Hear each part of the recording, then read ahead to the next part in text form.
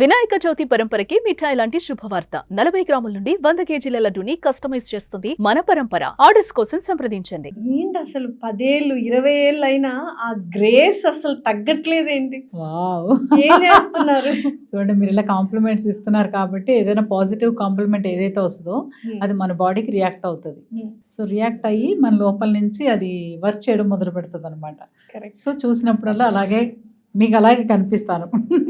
అయితే అంటే మీ జర్నీ చూసుకుంటే చాలా మందికి ప్రతి ఇంట్లో హరిత గారు తెలియని వాళ్ళు ఉండరు.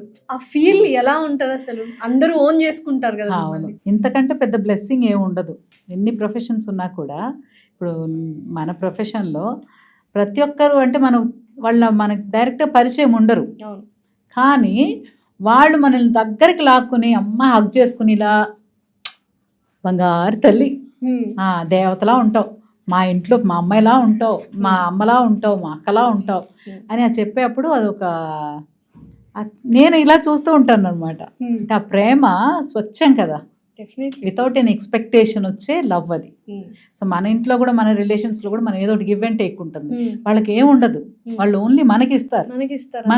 మనం ఇచ్చేదే, మనం ఫైనల్గా మనం ఉద్యోగమే చేస్తున్నాం, అంతే, వర్క్ చేస్తున్నాం, డబ్బులు తీసుకుంటున్నాం. బట్ వాళ్ళు ఓన్ చేసుకుని ఆ ప్రేమని చూపించడం అనేది చాలా బ్లెస్సింగ్, బిగ్గెస్ట్ బ్లెస్సింగ్. అయితే చాలా మంది సీరియల్స్ చూసిన తర్వాత కొంతమంది స్టోరీ కోసం చూస్తారు, కానీ మీ ఎరా వచ్చిన తర్వాత చీరల కోసము నగల కోసమే చూస్తున్నారు. అండ్ మీరు ఒక ట్రెండ్ సెట్ చేశారంటే హీరోయిన్స్కి తీసిపోకుండా మేము కూడా అటైర్స్ వేసుకోవచ్చు ఇన్ ట్రెడిషనల్ వే అనేది ఒకటి సెట్ చేశారు.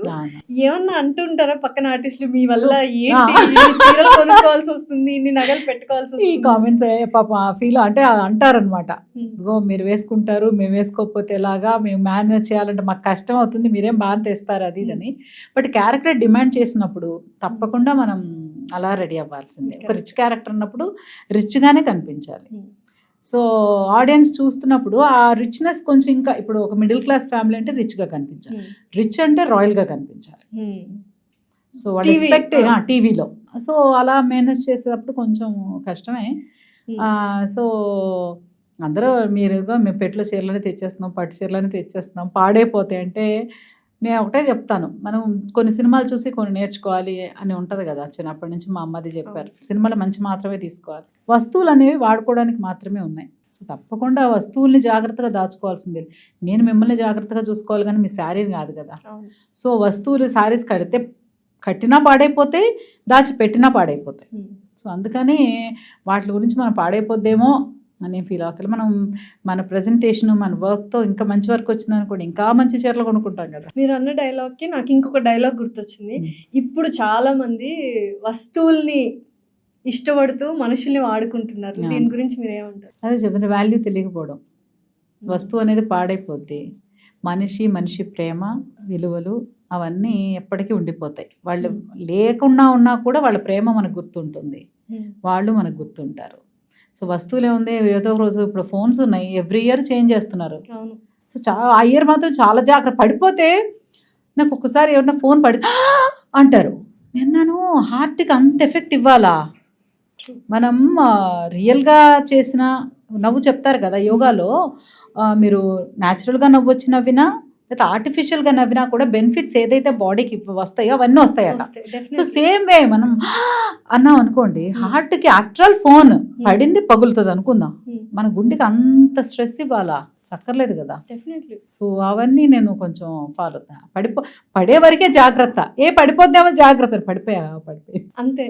కారు గీతలు పడినా ఇంకా అబ్బాయిలు చెప్పక్కర్లేదు, కారు గీతలు పడి ప్రాణమే పోద్ది, ప్రాణం విలవిలాడిపోతుంది నాకు అసలు. కానీ మనుషుల్ని మాటలతో మాత్రం హర్ట్ చేయడం అనేది చాలా ఈజీ కదా. ఇప్పుడు ఎలా ఉంది మ్యామ్ సొసైటీ, ఎలా ఉంది అన్న మీ అంటే ఏమైనా చేంజెస్ అయితే బాగుండు అన్న ఫీల్? నాకంటే నాకు చాలా చిన్న ప్రపంచం. డెఫినెట్లీ ఇంకా బయట ప్రపంచం అంతే ఇంతే. సో మారాల్సింది అంతే. మనం ఎవరి కాళ్ళు అంటే చెప్తారు కదా, ఇల్లు బాగుంటే ఊరు బాగుంటుంది, ఊరు బాగుంటే దేశం బాగుంటుంది. సో ఇల్లు బాగుండాలంటే ఇంట్లో మనుషులు బాగుండాలి. సో మన ఇల్లు కాబట్టి స్వార్థంతో మనమే బాగుండాలని కోరుకుంటే సరిపోద్ది, ఎవరిని బాధ పెట్టకుండా.